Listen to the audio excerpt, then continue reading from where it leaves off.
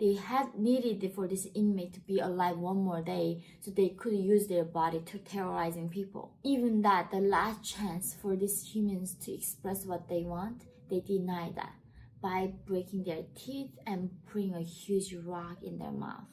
We are not some brainwashed robots marching on squares. We are human beings like you who wants to be free, who deserve to be free.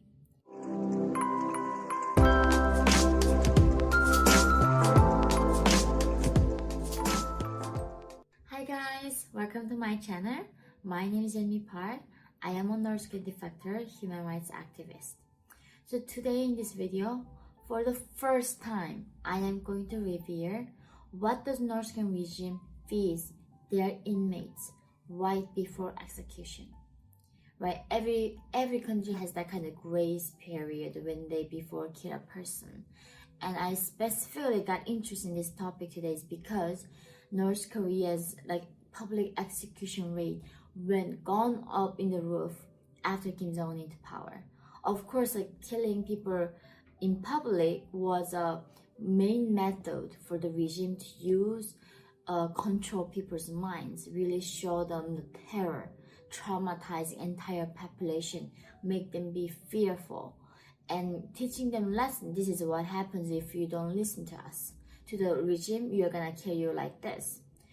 But the execution rate went really skyrocketed after Kim Jong Un came into power in 2013. There are several reasons why Kim Jong Un is way more paranoid than his father or grandfather. First reason why Kim Jong Un is so paranoid is that he came to power as a young man. He was literally 25 years old. Guys, people literally get out of college. And Kim Jong-un at that age, he basically had to run a concentration entire camp, the country, the Hermit Kingdom. And he was a young man. So that was a very nerve-wracking for him. And second of all, by the time he came into power in 2013, there were a lot of defectors like myself and who got out of North Korea and started speaking out and spreading the truth and raising awareness about what was happening inside the country. So it became a lot harder for him to deny about the human rights abuses happening inside the country. Thirdly, the last one, the most important part is that North Koreans have been accessing outside information through the border towns. And more people started realizing that Kims were not gods, they were dictators. They couldn't read the minds, they were just normal people who were trying to be God and lying to us and try to control and stay in power as long as they could. So Kim Jong Un became a lot in a disadvantaged position. And I think in a way that's why he is going to the end of this entire terror. Whatever he does, all that he can do is terrorizing the population. And the most effective way to do that is using the public execution as a tool to spread that fear among the population. However, the interesting fact that I learned today is that actually, interesting enough, North Korean regime is somehow trying to be decent. And before they kill these inmates, they try to feed them. And the last meal, can you imagine, before you die, what would you want to eat? So when I was escaping from North Korea, I was risking my life for a bowl of rice. That's literally all I wanted in this world, was being fed. At this even very moment that you are watching this video and watching me right now, there are people dying from not having food in this 21st century. It's completely man-made famine. So, of course, when the inmates, when they die, there's an even saying in North Korea, if you get killed while you are eating, that person has no wishes. Because that's how food is absolute obsession and essential part of people constantly starve to starvation. That's all they want. So regime came up with this thing called the day before they're gonna feed the inmates. And the amount is just shocking. They literally feed the inmate 50 grams of something like cornstarch. 50 gram, I literally looked up, it's like a 1/10 of a pound. So like a 1/10 of a pound of starch in a tiny bit of salt and in the water. That's what they feed the inmate, and that's what they call the grace period. So that amount, the 50 gram of the cornstarch, is gonna only let them live one more day. So they are not actually, what I realized is not they were giving this food for the inmate's sake. It wasn't. They had needed it for this inmate to be alive one more day so they could use their body to terrorizing people. So they realized what amount should they give them so they don't die for just one day, which was 50 grams of cornstarch.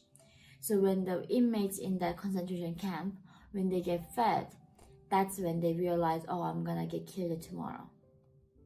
The day of execution, it breaks my heart that regime do not even give them water or feed them.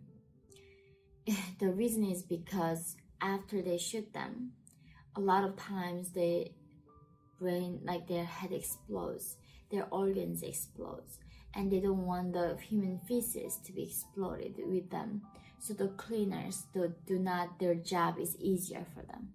These are human beings that we are talking about. These criminals, what they call criminals being executed, they were executed because their great-grandfather did something wrong. Like something called guilt by association, that 3 generations of people get executed for one person's crime. That's what it literally takes for you to get killed in that country. So Kim Il-sung, the first Kim, was complaining these humans, he said that are even less valuable than mere chickens on the street, that they don't even need deserve bullets, so just hang them and stone them. So when the regime do not want even using a bullet on us because we don't even somehow deserve the bullet, so they gonna just hang us. This is this country operating with this kind of value where there's zero respect for human rights. That is North Korean regime. That is the country that we are talking about. It makes zero sense that international community right now, all these social justice warriors, all these people talking about righteousness and all these wonderful things, do not talk about North Korea. How are we allowing this? So another thing that they do before they execute the inmates is that, of course, the first thing is they don't feed them on the day when they kill them. And the other thing they do is actually using a rock to break entire their teeth, and then put a huge rock in your mouth. So when they get killed at the last moment, people might say, dictator, that's a dictator, or freedom to my people. They might say something like that last minute, right? So even that, the last chance for these humans to express what they want, they deny that by breaking their teeth and putting a huge rock in their mouth. So nobody in North Korea, before they die, they couldn't say anything. And they literally break entire joints and bones, so they cannot rebel. So they cannot do anything physically rebelling to the regime. And while you're completely, almost all you're left is a breath in your body, that's when they kill them. And show us that this is what happens. They demand 100% obedience from North Korean people for the authority. Otherwise, that's how you get killed. Kim Jong Un kills more people every single day, including even elites. He's killing them. Average people, he kills them. The reason why he's killing people is not even clear. He just kills them because his temperament is not good. We are his toys. We are like a little mere ants for them. We are like cockroaches for him. And I really hope that you help me to raise awareness and spreading this truth. Please hit that like button so YouTube can recommend this video to other people. Please share this video with anyone that you know, so the world learns about what is happening to North Korean people. We are not some brainwashed robots marching on squares. We are human beings like you who wants to be free, who deserve to be free, who deserve to have rights. So thank you guys always for coming back to see me and hearing more about what is happening to my people and helping me to free my country. I love you guys and I look forward to seeing you all next time.